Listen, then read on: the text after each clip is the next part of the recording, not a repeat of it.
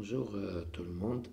Alors avec cette nouvelle vidéo, bien sûr qui est bien détaillée au niveau de la lecture seulement. Donc j'ai déjà lancé une autre vidéo précédemment qui traite les questions de compréhension. Alors cette vidéo est consacrée seulement à la lecture en français, comment lire sans faire de faute. C'est l'unité numéro 4. Ça entre dans les contes de sagesse.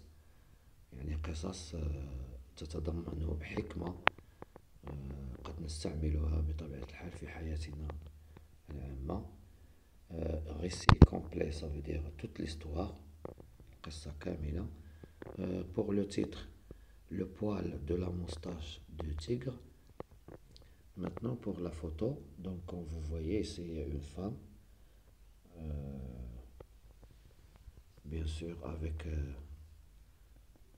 qui regarde un tigre qui est dans la grotte. Ça, c'est une grotte. Donc, il y a une histoire entre les deux. Il y a un certain effet entre les deux, une relation en quelque sorte. Donc, nous allons lire sans se contenter de la compréhension. Donc, la lecture pour la lecture seulement. De retour de guerre, le mari de Yonokei ne veut plus travailler ni parler à personne. Pour pouvoir le soigner, Yunokei demande un remède à un guérisseur. Celui-ci accepte de l'aide à condition qu'elle lui apporte un poil de moustache d'un tigre vivant. Une nuit, pendant que son mari dormait profondément, elle quitta la maison avec un bol rempli de riz et de viande en sauce. Elle prit la direction de la montagne, là où le tigre vivait. Elle déposa le bol le long du sentier, suffisamment loin de la tanière, puis elle appela l'animal pour qu'il vienne manger. Mais le tigre ne daigna pas se déplacer. La nuit suivante, Yonokei se retourna dans la montagne et cette fois, elle se rapprocha de la tanière. À nouveau, elle déposa sur le sentier un bol de nourriture encore plus parfumé. Et ainsi toutes les nuits, pendant un mois, Yonokei se rendit dans la montagne tout en se rapprochant de l'antre du tigre. Chaque fois avec une offrande tout en se rapprochant, chaque fois avec une offrande de nourriture raffinée. À la longue, le tigre s'était habitué à voir cette femme dans les parages. Une nuit, Yonokei osa franchir le seuil de la tanière. Le fauve était là, mais il la laissa faire sans rugir.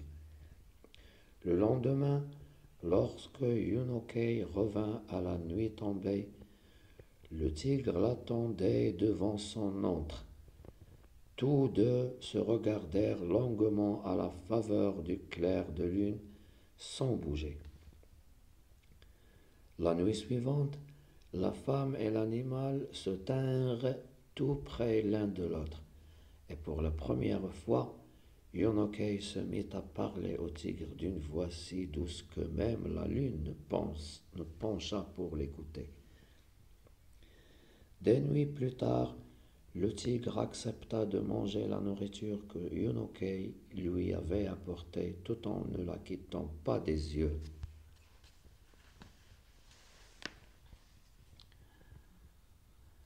Lorsque Yonokei y retourna le lendemain soir, elle trouva le fauve qui l'attendait sur le chemin. Ensemble, ils rejoignirent la tanière et sitôt son repas terminé, l'animal laissa la femme lui caresser les joues sans crainte, puis la tête et le dos. 6 mois avaient maintenant passé depuis la première apparition du Yonokei dans la montagne. Cette nuit-là, après avoir longuement câliné l'animal, la femme lui confia ceci. « Cher tigre, Maintenant, je connais bien ta générosité. Aussi, ne te mets pas en colère. Je dois absolument arracher un poil de ta magnifique moustache. Ce n'est rien pour toi, mais pour moi, c'est beaucoup. Et Yunoke joignit le geste à la parole. Le tigre laissa faire son ami sans broncher. Toute heureuse, la jeune femme partit en courant sur le chemin tenant bien serré entre ses doigts son précieux butin. Le lendemain, à la première heure, elle se rendit à la sortie de la ville chez le guérisseur. Dès qu'il eut ouvert sa porte, elle lui tendit triomphalement le poil de la moustache de tigre en s'écriant « Tenez, j'ai réussi. Concoctez-moi tout de suite le remède que vous m'avez promis. » Le vieil herboriste examina attentivement le poil à la lueur d'une bougie. « Par ma barbe, c'est bien du poil du tigre. » Sans hésiter, il le brûla à la flamme de la bougie. « Mais vous êtes fou, hurla Yunokei. Tout ça pour ça.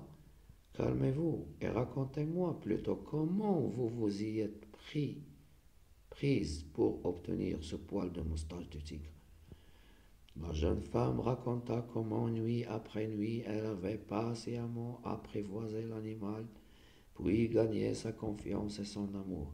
« Mais tout ça pour rien, ajouta-t-elle en larmes.